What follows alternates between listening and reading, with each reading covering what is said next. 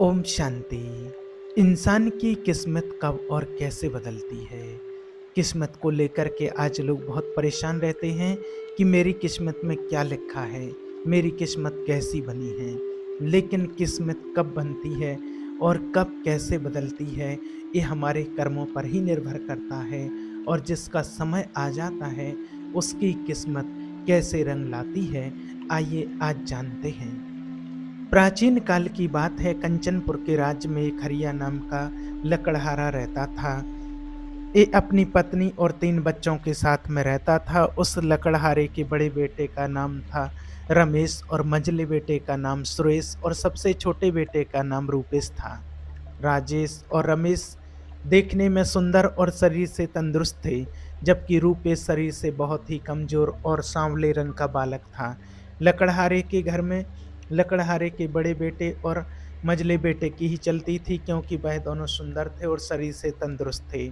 उन दोनों की पसंद का खाना बनता और वह दोनों ही अपने मनपसंद के कपड़े पहनते थे।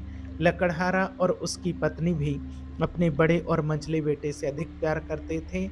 और जो लकड़हारे का सबसे छोटा बेटा जो रूपेश था, उसे सूखी रोटी और फटे पुराने कपड़े पहनने के लिए दिए जाते थे, क्योंकि वह सांवले रंग का था, दुबला पतला कमजोर सा था, इसलिए उससे कोई प्यार नहीं करता था। उसने कभी कोई अपने माता-पिता और भाइयों से कोई शिकायत नहीं की। वह हमेशा अपने आप में मस्त रहता था। उसके बड़े भाई भी हमेशा उसका मज़ाक बनाया करते थे, लेकिन इस बात का उसके ऊपर कोई फ़र्क नहीं पड़ता था। वह अपने बड़े भाई और माता-पिता को बहुत प्यार करता था, उनका सम्मान करता था। लकड़हारा जंगल से लकड़ी काट कर लाता और बाज़ार में बेच देता। इसी तरह से उसके घर परिवार का खर्चा बड़ी अच्छी तरह से चल रहा था। एक दिन की बात है कि हरिया जो वह लकड़हारा था, वह बहुत बीमार पड़ गया। हरिया की बीमारी के कारण जंगल से लकड़ियाँ लाना और बाज़ार में बेचने का काम बंद हो चुका था। घर में जो भी पैसा रखा था, धीरे-धीरे सब समाप्त हो गया था। एक दिन लकड़हारे की पत्नी ने अपने सबसे बड़े बेटे राजेश को बुलाया और कहा कि बेटा, तुम्हारे पिता की तबीयत खराब होने के कारण घर का खर्चा भी ठीक से नहीं चल पाता है, इसलिए अब तुम्हें जंगल में जाकर लकड़ियाँ काट करके बाज़ार में बेचना होगा, जिससे घर का खर्चा चलता रहे और तुम्हारे पिता का इलाज भी होता रहे।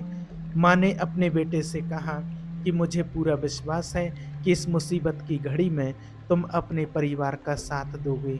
लकड़हारे की पत्नी ने राजेश को खूब अच्छा भोजन बना कर के खिलाया और रास्ते के लिए पूड़ी सब्जी बना कर के बाँध दिया और साथ में एक कमंडल दूध भर कर दिया। माँ ने अपने बेटे को कुल्हाड़ी देते हुए कहा कि बेटा, जब तुम्हें जंगल में भूख लगेगी तो तुम पूरी सब्जी खा लेना और ऊपर से मीठा दूध पी लेना।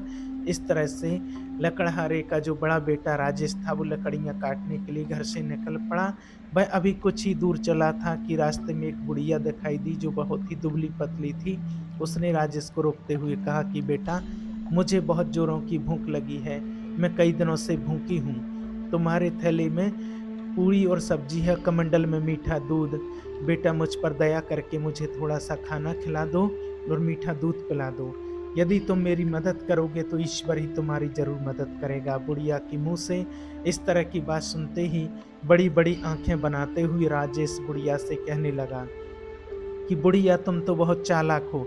मैं अपना भोजन तुमको खिला दूँगा तो मैं क्या खाऊँगा? चल हट जा हमारे रास्ते से और जाने दे। मुझको तू मरती है तो मर जा, मुझे क्या लेना-देना। राजेश की बात सुनकर बुढ़िया को बड़ा दुःख हुआ। राजेश वहाँ से सीधा जंगल में पहुँचा, दूध का कमंडल और भोजन का थैला उठाकर ज़मीन पर रख दिया और एक सूखे पेड़ की तलाश कर उसे काटने लगा। अभी उसने 2-4 कुल्हाड़ी ही चलाई थी, तभी झटके से कुल्हाड़ी उछल करके सीधा उसके हाथ पर लग गई। राजेश के हाथ से खून की धारा बहने लगी। दर्द के मारे वह चिल्लाने लगा, लेकिन उस जंगल में कोई उसकी मदद करने वाला नहीं था। किसी तरह से वह अपने घर को वापस लौट आया। माँ बेटे को देखते ही कहने लगी कि हाय! मेरे बेटे को क्या हो गया? उसने राजेश की मरहम पट्टी किया और उसे आराम करने को कहा। अगले दिन माँ ने अपने दूसरे बेटे रमेश को बुलाकर कहा कि बेटा, पिताजी तुम्हारे बीमार हैं और तुम्हारा बड़ा भाई जख्मी हालत में पड़ा हुआ है। अब ऐसे में जंगल से लकड़ियाँ तुम्हें लानी होंगी। मुझे पूरा विश्वास है कि इस कठिन समय में तुम अपने परिवार का साथ दोगे। इस तरह से माँ ने अपने दूसरे बेटे रमेश को अच्छा-अच्छा भोजन बना कर के खिलाया और फिर जंगल में खाने के लिए उसके थैले में पूरी सब्जी बाँध दिया और साथ में ही कमंडल में मीठा दूध भर दिया।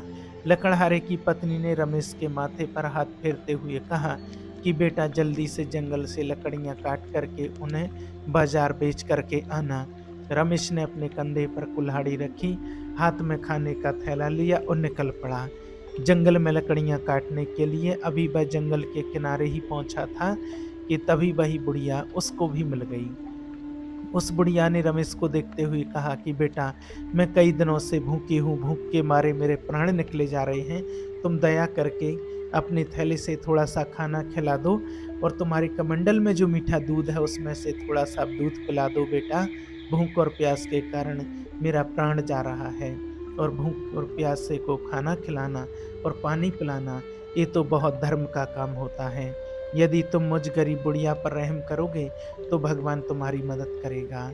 बुढ़िया की बात सुनते ही रमेश ने डांटते हुए कहा कि चल हट जा हमारे रास्ते से, भूख प्यास से मरती है तो इसी समय मर जा।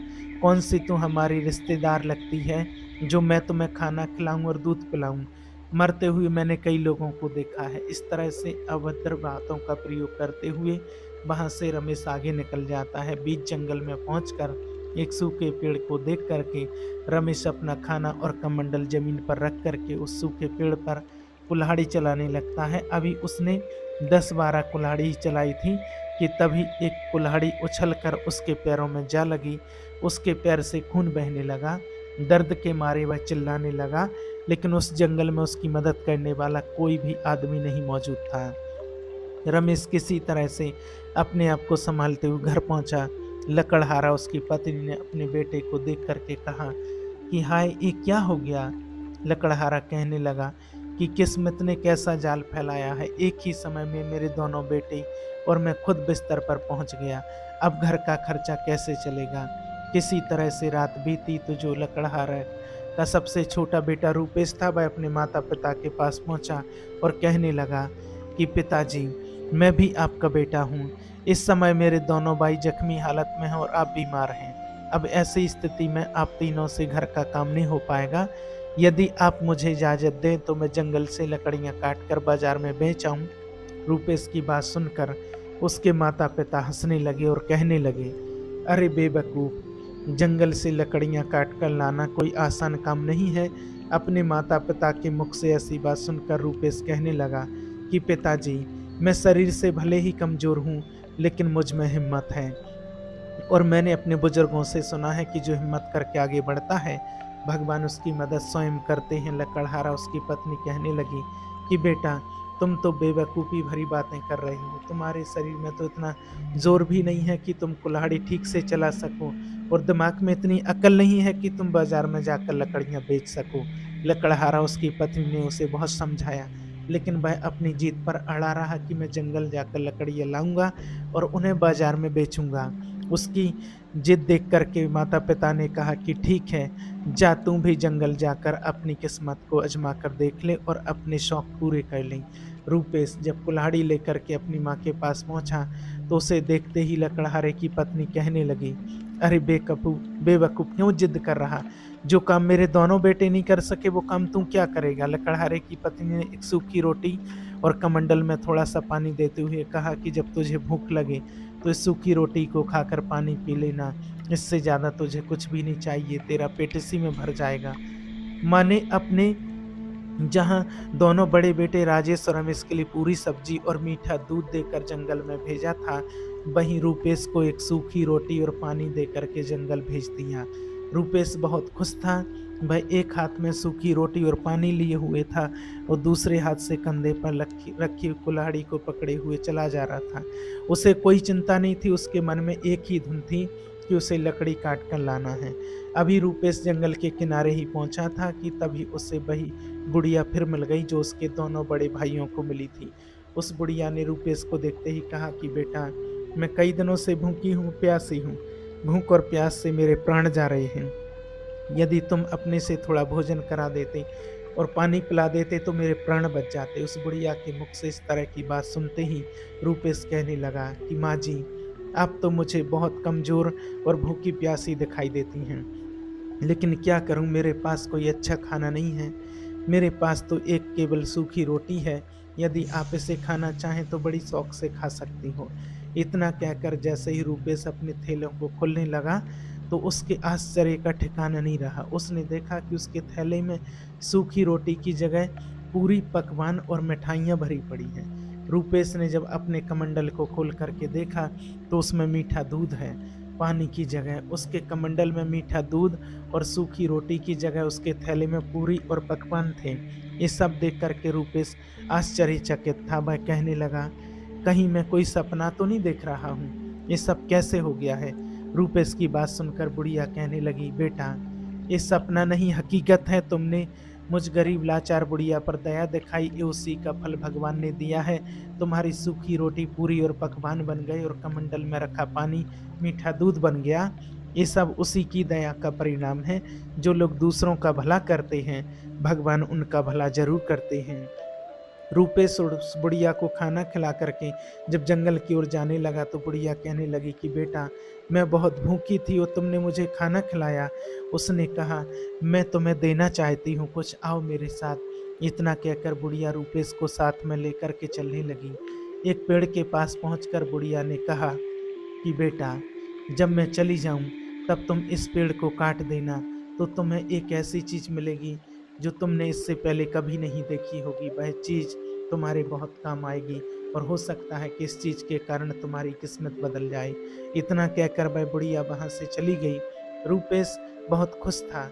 जब वह बुढ़िया रूपेश की नजरों से ओझल हो गई तो उसने कुल्हाड़ी को दोनों हाथों से पकड़ा और उस पेड़ पर जोर जोर से वार करने लगा। वह दुबला पतला कमजोर सा सांवला रंग का लड़का, अभी उसकी उम्र ही क्या थी, लेकिन उसने हिम्मत नहीं हारी। वह जोर जोर से पेड़ पर कुल्हाड़ी चलाता रहा। आखिर में वह पेड़ कटकर जमीन पर गिर गया। रूपेश के आश्चर्य का ठिकाना नहीं था। वह देखकर हैरान था। उसने देखा कि इस पेड़ के तने में एक सुंदर सी चिड़िया बैठी है, जिसके पंख सोने के थे, जो पूरी तरह से सोने की थी। रूपेश ने उस चिड़िया को देखकर कहा कि यदि मैं इसे बाजार में बेच दूं तो इससे बहुत सारे पैसे मिलेंगे। इससे तो सच में हमारी किस्मत बदल जाएगी और हम अमीर हो जाएंगे। हमारे माँ बाप को जंगल से लकड़ियाँ काट करके बेचना नहीं पड़ेगा। और यही विचार करके रूपेश ने उस सोने की चिड़िया को उठा लिया और उसे बेचने के लिए शहर जाने लगा। लेकिन शहर वहाँ से काफ़ी दूर था। रूपेश के शहर पहुँचते पहुँचते अंधेरा हो चुका था। वहाँ की सारी दुकानें बंद हो चुकी थीं। ऐसे में उसने अपने सोने की चिड़िया का कोई खरीदार उसे दिखाई नहीं दिया। अब ऐसी स्थिति में वह अपने घर वापस नहीं जा सकता था, क्योंकि रात बहुत हो चुकी थी। ऐसे में उसे रात भर वहीं पर गुजारना था। रूपेश एक सराय वाले के पास गया और कहने लगा कि भाई साहब, क्या मैं आपके यहाँ रात्रि के लिए विश्राम कर सकता हूँ? आपका जो भी किराया बनेगा वह मैं चुका दूंगा, क्योंकि मुझे सुबह यहाँ की बाजार देखनी है। रूपेश की बात सुनकर सराय वाले ने कहा कि यह सराय मैंने इसीलिए बनवा रखी है कि तुम जैसे मुसाफिर आएँ और यहाँ पर विश्राम करें, तुम आराम से यहाँ पर रात गुजार सकते हो। उस सराय वाले ने जब रूपेश के हाथ में जब एक अद्भुत चिड़िया देखी तो कहने लगा, अरे, ये सोने की चिड़िया तुम्हारे पास कहाँ से आई? इसके तो सारे पंख सोने के हैं। कितनी सुंदर चिड़िया है। ऐसी अद्भुत चिड़िया मैंने अपने जीवन में कभी नहीं देखी। मैं अपनी बेटियों को बुला कर के लाता हूँ और इस अद्भुत चिड़िया को दिखाता हूँ। मेरी तीनों बेटियाँ इस सोने की चिड़िया को देख कर के बहुत प्रसन्न हो जाएंगी। बस सराय वाला तुरंत ही अपनी तीनों बेटियों को बुला कर के लाया और कहने लगा कि देखो, ये सोने की चिड़िया कितनी सुंदर है। बड़ी बेटी ने कहा कि यह चिड़िया कितनी सुंदर है।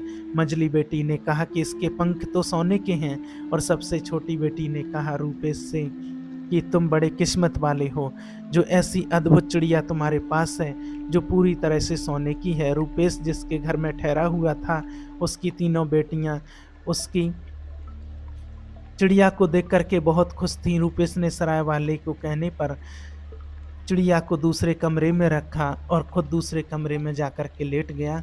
रूपेश काफ़ी थक चुका था, इसलिए उसे लेटते ही नींद आ गई और वह गहरी नींद में सो गया। उधर वह सराय वाले की जो सबसे बड़ी बेटी थी, उसके मन में उस सोने की चिड़िया को देख करके लालच पैदा हो गया। वह सोचने लगी कि यदि मैं उसके एक पंख को नोच लूं तो इससे उस पर कोई फर्क भी नहीं पड़ेगा। यही सोच करके सराय वाले की सबसे बड़ी बेटी उस सोने की चिड़िया वाले कमरे में पहुंच जाती है। जैसे ही वह चिड़िया को नोचने पंख नोचने को आगे बढ़ाती है, उसके हाथ इस चिड़िया से चिपक जाते हैं। वह बहुत प्रयत्न करती है, लेकिन अपने हाथ उससे नहीं छुड़ा पाती है और ज़ोर-ज़ोर से अपनी छोटी बहन को बुलाने लगती है। बड़ी बहन की आवाज़ सुन कर के मंझली वाली बहन आती है। उसने आते ही कहा कि अरे दीदी, यह क्या हो गया? बड़ी बहन ने कहा कि तुम देखती नहीं कि मेरे हाथ इस चिड़िया से चिपके हैं, जल्दी से मेरे हाथ इस चिड़िया से छुड़ाओ। जैसे ही वह हाथ छुड़ाने के लिए उस चिड़िया को हाथ लगाती है, वैसे ही उसके हाथ भी उससे चिपक जाते हैं। अब क्या उन दोनों बहनों के हाथ उस सोने की चिड़िया से चिपक जाते हैं और वह दोनों अपनी छोटी बहन को आवाज़ देने लगती हैं। दोनों की आवाज़ सुनकर उसकी छोटी वाली जो बहन थी, वह आती है और वह भी जैसे अपनी दोनों बहनों को हाथ छुड़ाने के लिए आगे हाथ बढ़ाती है, उसके भी हाथ उस सोने की चिड़िया से चिपक जाते हैं। रात भर उन तीनों बहनों के हाथ उस सोने की चिड़िया से चिपके रहे और वह रात भर रोती रहीं। सुबह होते ही रूपेश जैसे ही चिड़िया के पास पहुंचा, वहां का नज़ारा देख कर के वह दंग रह गया। रूपेश विचार करने लगा कि जरूर इन तीनों ने इस सोने की चिड़िया को चुराने की कोशिश की होगी, इसीलिए इन तीनों के हाथ इससे चिपक गए हैं। तभी वह सराय वाला भी वहीं आ गया और कहने लगा, अरे दुष्ट लकड़हारा, तुमने यह क्या कर दिया?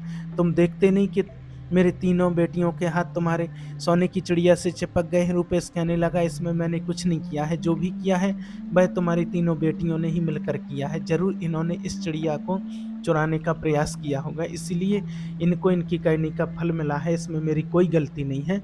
मुझे तो अपनी चिड़िया लेकर के जाना है। उतना क्या करके रूपेश अपनी चिड़िया लेकर के वहां से चल पड़ा।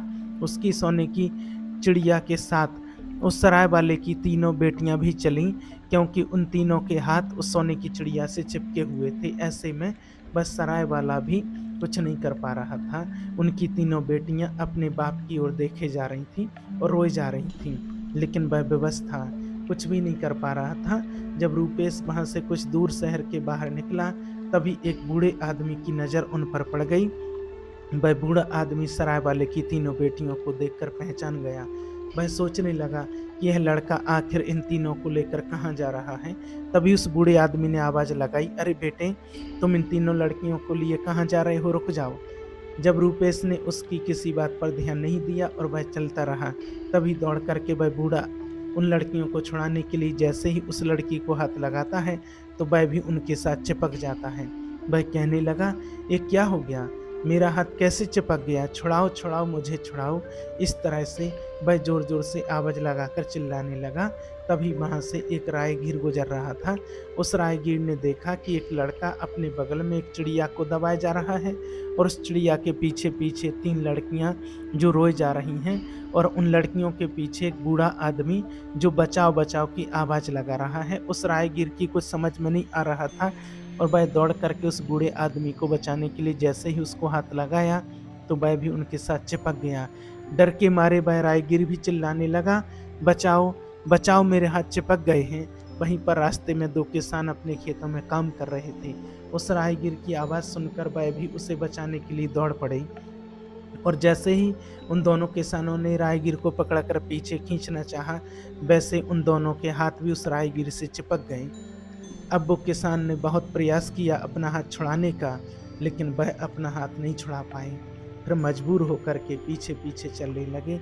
अब आगे चिड़िया को दबाए हुए लड़का आगे आगे चला जा रहा था और वो तीनों लड़कियां उसके पीछे पीछे चलती जा रही थीं।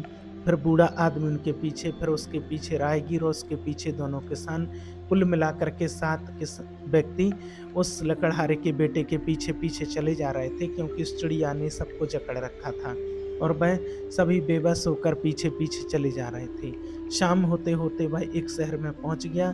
जैसे ही वे लोग शहर में पहुंचे, तो उन्हें देखने के लिए भीड़ लग गई। लोग अपनी छतों से और सामने से चारों तरफ से उन्हें देखे जा रहे थे। ऐसा नज़ारा किसी ने पहले नहीं देखा था। शहर में दाखिल होने से पहले सराय वाले की बड़ी बेटी ने रूपेश से कहा कि तुम ऐसे कब तक चलते रहोगे, हम लोग थक चुके हैं और रात भी होने वाली है, अब आगे जाने के बजाय यहीं पर रुक जाओ। तब रूपेश उन सभी को लेकर एक जगह पर पहुंचा और कहने लगा कि हम मुसाफिर हैं क्या, हम सभी आज रात्रि के लिए यहाँ पर रुक सकते हैं। उस बिल्डिंग का जो मालिक था वह कहने लगा कि ये जगह हमने इसीलिए बनवाई है कि तुम जैसे मुसाफिर यहाँ पर रुक सकें, तुम्हें यहाँ भोजन और बिस्तर सब कुछ मिलेगा, तुम आराम से यहीं रात गुजार सकते हो। रूपेश उन सभी लोगों को लेकर उस बिल्डिंग के अंदर चला गया और वह सभी आगे पीछे करके वहीं पर बैठ गए। उन सभी को देखकर उस जगह का जो मालिक था वह कहने लगा कि तुम्हारा एक काफिला तो बड़ा अनोखा है, ऐसा लगता है कि तुम यहाँ अपनी किस्मत आजमाने और राजकुमारी को हंसाने के लिए यहाँ पर आए हो।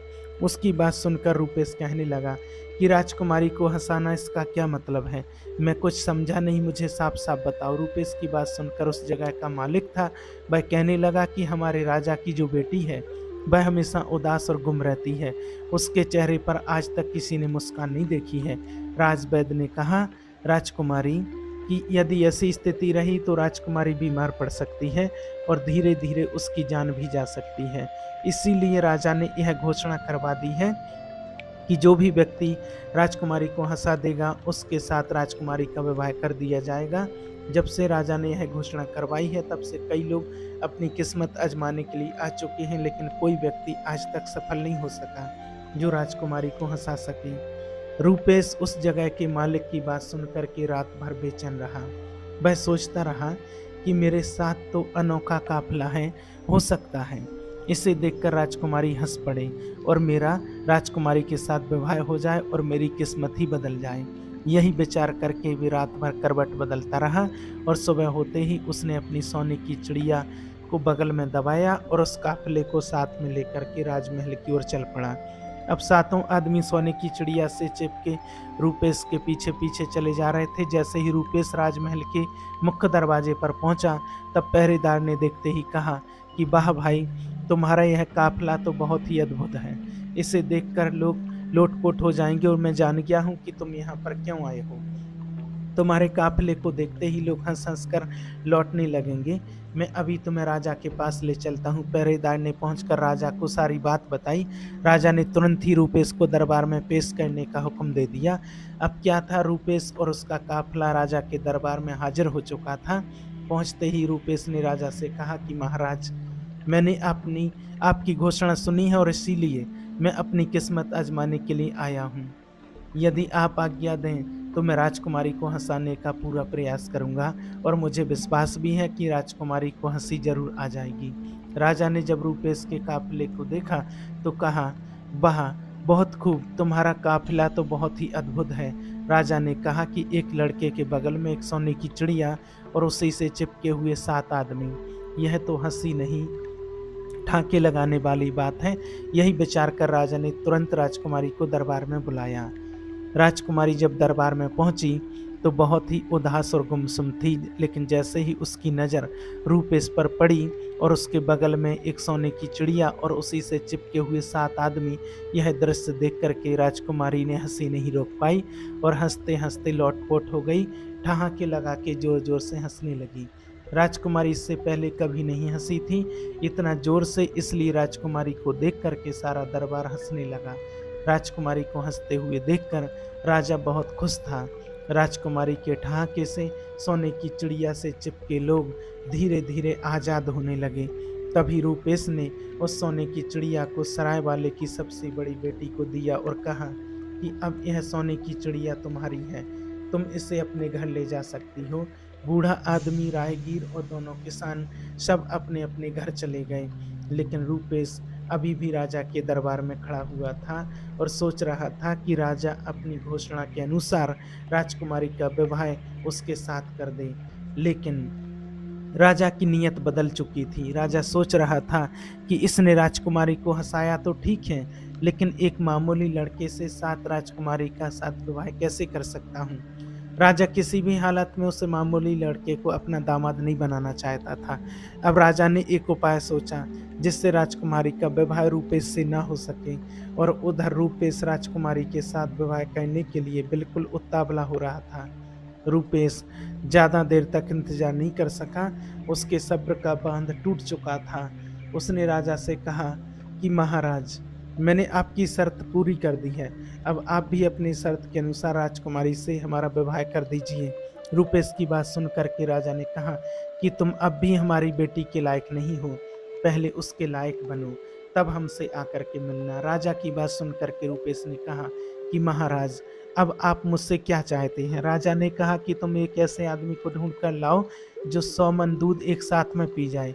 राजा की बात सुनकर रूपेश बहुत परेशान था। वह सोच रहा था कि अब ऐसा आदमी मैं कहाँ से ढूंढ कर लाऊं। यही विचार करते करते वह उसी जंगल में पहुंच गया जहां पहले उसे वह बुढ़िया मिली थी जिसे उसने खाना खिलाया था।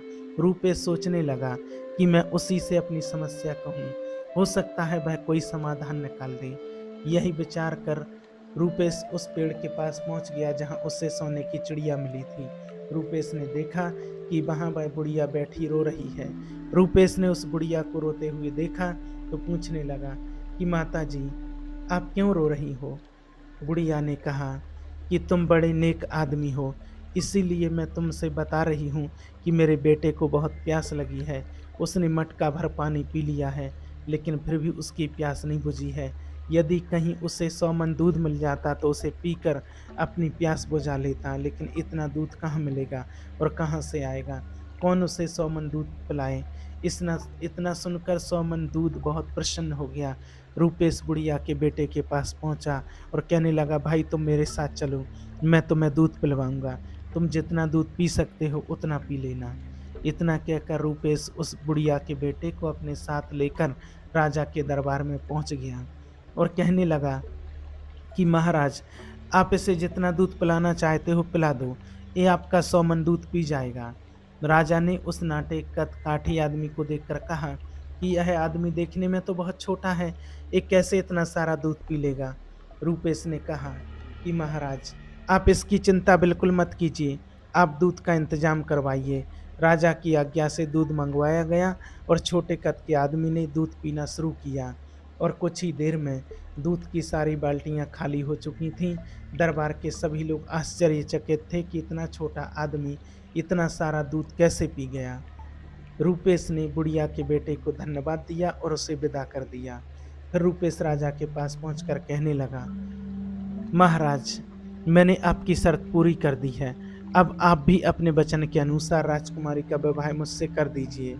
रूपेश की बात सुनकर राजा कहने लगा कि यह तो बड़ा आसान काम था, तुम कोई कठिन काम करके दिखाओ, इसके बाद मैं राजकुमारी का विवाह तुम्हारे साथ कर दूंगा।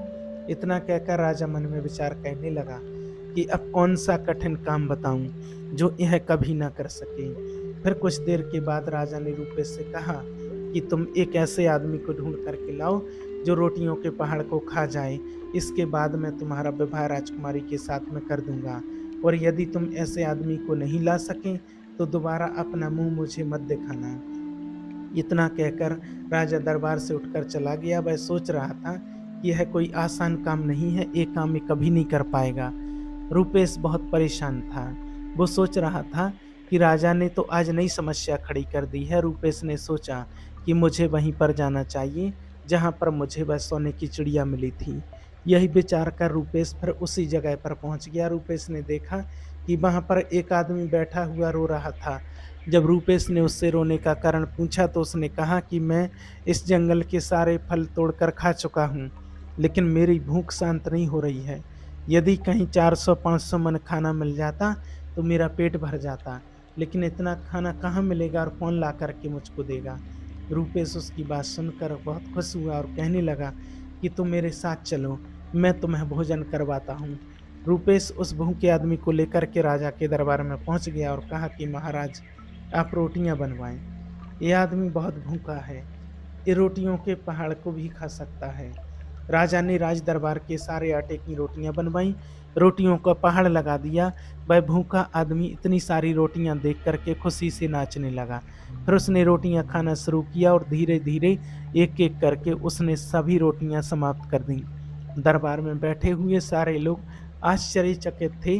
राजा और राजा के दरबार के सभी लोग, राजकुमारी भी हैरान थी। कितना छोटा आदमी इतनी सारी रोटियां कैसे खा सकता है? उस भूखे आदमी ने कहा, यदि रोटियां और हों तो लेकर के आओ, यह भी थोड़ी सी भूख और मुझे बाकी है। रूपेश उसके पास में पहुंचा और धन्यवाद देते हुए कहा कि आज मैं तुम्हारी वजह से राजा की शर्त को पूरी कर पाया। इसके बाद रूपेश राजा के पास पहुंचा और कहा कि महाराज, मैंने आपकी यह तीसरी शर्त भी पूरी कर दी है। अब आप अपने वादे के मुताबिक राजकुमारी के भाई मेरे साथ कर दीजिए। रूपेश की बात सुनकर राजा ने कहा, लगता है बहुत जल्दी में हो। अभी तुम्हें एक काम और बाकी करना है। तुम मुझे ऐसा जहाज ला करके दो जो हवा, पानी और जमीन तीनों पर चलता हो। यदि तुम ऐसा जहाज ला करके दोगे तो मैं समझ जाऊंगा कि तुम राजकुमारी के लायक हो। जब तक तुम्हें ऐसा जहाज ना मिले तब तक दोबारा लौटकर हमारे पास मत आना। राजा की बात सुनकर रूपेश वहां से चला गया। राजकुमारी यह सब बातें सुन रही थी। रूपेश के चले जाने पर कुमारी ने राजा से कहा कि पिताजी जी किसी के साथ वादा करो तो उसे निभाना चाहिए। आपने उस आदमी के साथ बहुत गलत किया है।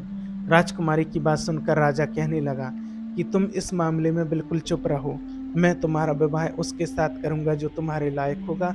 मैं इस साधारण आदमी को अपना दामाद नहीं बना सकता। राजकुमारी अपने पिता की बात सुनकर अपने कक्ष में वापस चली गई। उधर रूपेश बहुत परेशान था।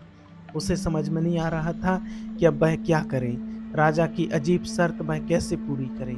यही सोचते सोचते रूपेश उसी जंगल में जाकर पहुंच गया जहां कभी उसने बुढ़िया को खाना खिलाया था। रूपेश को उदास देख करके वह बुढ़िया पूछने लगी, बेटा क्या बात है, आज तुम बहुत उदास दिखाई दे रहे हो। रूपेश ने सारी बात उस बुढ़िया को बता दी कि उसके साथ क्या क्या हुआ। सोने की चिड़िया का मिलना, राजकुमारी का हंसना। आज सारी बात रूपेश ने कहा कि माता जी, अब राजा ने कहा है कि मैं एक ऐसा जहाज लेकर के आऊं जो पानी, जमीन और आसमान तीनों पर चलता हो। अब ऐसा जहाज मैं कहाँ से लेकर के आऊं? रूपेश की बात सुनकर बुढ़िया कहने लगी, बेटा मुझे तुम्हारी नेकी याद है जो तुमने मेरे साथ किया था। असल में रोटियों का खाना, दूध का पीना, ये सब कुछ मैंने किया था। अब मैं तुम्हें एक ऐसा जहाज बना करके दूंगी जो हवा, पानी और जमीन तीनों पर चलता है। इतना कह करके वह बुढ़िया जहाज बनाने में जुट गई। कुछ दिन बाद जहाज बन करके तैयार हो गया। रूपेश ने जब वह जहाज देखा तो बहुत प्रसन्न था। रूपेश ने उस जहाज पर उस बुढ़िया को भी बिठाया और राजमहल की ओर चल दिया। राजमहल पहुंचकर जब रूपेश उस जहाज से नीचे उतरा तो राजा के आश्चर्य का ठिकाना नहीं था। वह सोच रहा था कि कैसे नामुमकिन काम को यह मुमकिन कर रहा है। अब ये मेरी बेटी के योग्य है। अब इससे योग्य और कोई दूसरा नहीं हो सकता है।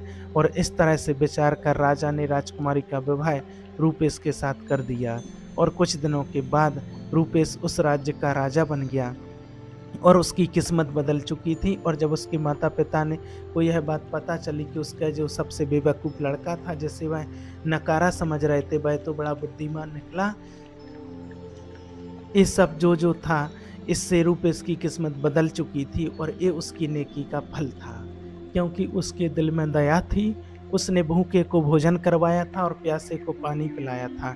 उसने नेक काम किया था, इसलिए भगवान ने उसकी मदद की। उसे एक साधारण लकड़हारे से राजा बना दिया। इसलिए हमेशा बेसहारों की मदद करें, जितना हो सके दूसरों को सहारा दें, भूखे को भोजन कराएं, प्यासे को पानी पिलाएं, अच्छे नेक कर्म करते रहें, परमात्मा को याद करते रहें। आपका जीवन सुखी रहेगा। ओम शांति।